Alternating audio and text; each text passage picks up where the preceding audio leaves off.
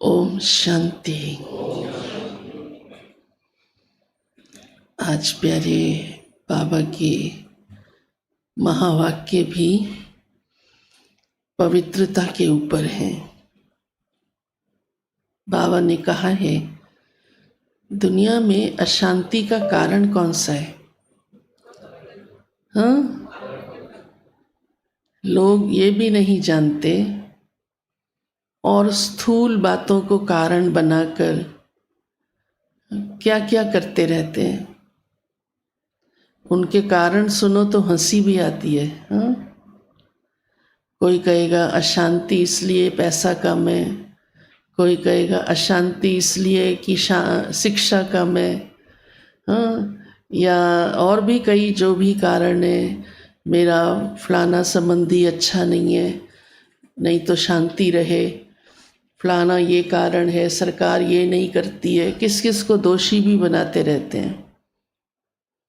लेकिन भगवान जानता है अशांति का कारण क्या है और वो उसी का हल आकर करता है।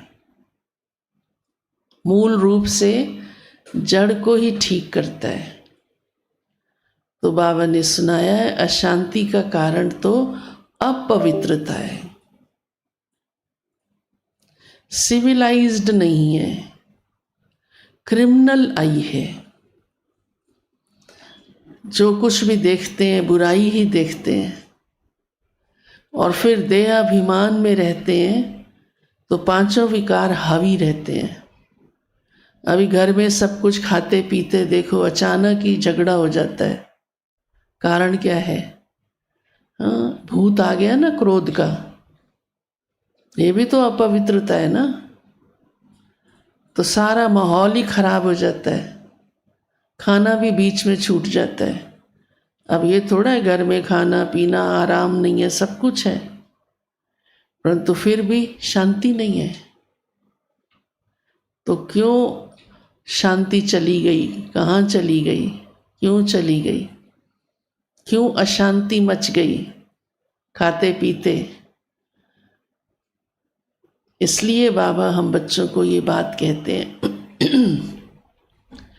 बाबा ने कहा, बाबा के बच्चे अशांति नहीं मचा सकते। अगर मचाते हैं माना तो सिविलाइज्ड नहीं है, क्रिमिनल आई है। क्योंकि बाबा तो विश्व में शांति ला रहा है ना। तो हमारा भी फर्ज क्या बनता है? शांति लाना।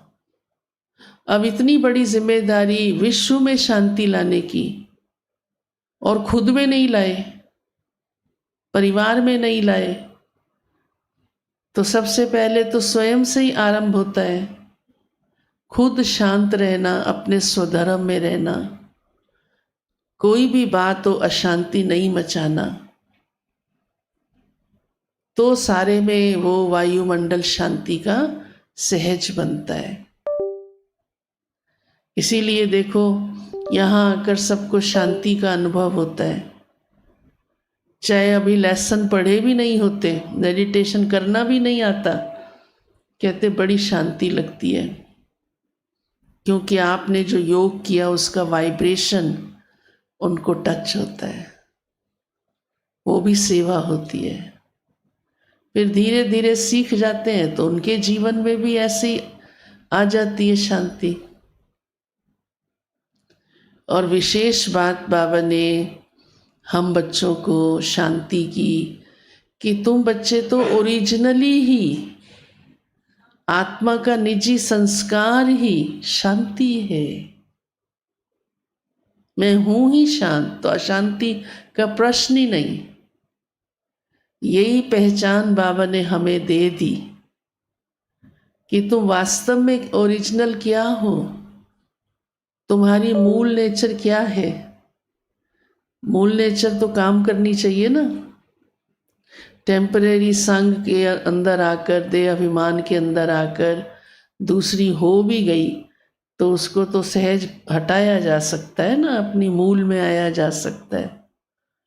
वैसे भी मूल नेचर काम करती ही है, कितना भी कहो। लौकिक संसार के हिसाब से भी या स्थूल जन्मों के कर्मों के खातों के हिसाब से भी आप देखो, जो जिसका नेचर बन जाता है ना, वो हटता बड़ा मुश्किल है। बाबा तो फिर ओरिजिनल 84 जन्मों के पार्ट की सुनाता है ना। तो बाबा ने आज कहा है, आपके तो निजी संस्कार ही कौन से हैं, बोलिए, शांति के। इसलिए शांति में रहना अच्छा लगता है, या अशांति भी अच्छी है, शांति भी अच्छी है, हाँ? अशांति भी थोड़ी थोड़ी क्या है, मजा आता है। दो लड़ रहे हैं, तीसरा खुश होता, आज तो बड़ा अच्छा हुआ। तो शांति वाली आत्मा ऐसे सोच सकती है, सोच सकती है, और ही सोचेगी ये भी शांत हो जाए, बाबा ये भी क्यों कर रहे हैं ऐसे, मैं शांति का दान दूं इनको, इनके झगड़े के संस्कार मिट जाएं, है ना। ये दुनियावी संस्कार, ये ही क्रिमिनलाइज्ड है। ऐसा सोचना, ऐसा देखना, फिर करना, हाँ। तो मूल बात है, बाबा ने हम बच्चों को, जैसे वो खुद इस दुनिया को शांति की दुनिया बनाने आया है, हमें भी निमित्त बनाता है, साथ लेता है कि तुम भी इस कार्य में सहयोगी बनो, स्वयं भी शांत रहो, अन्यों को भी शांत बनाओ।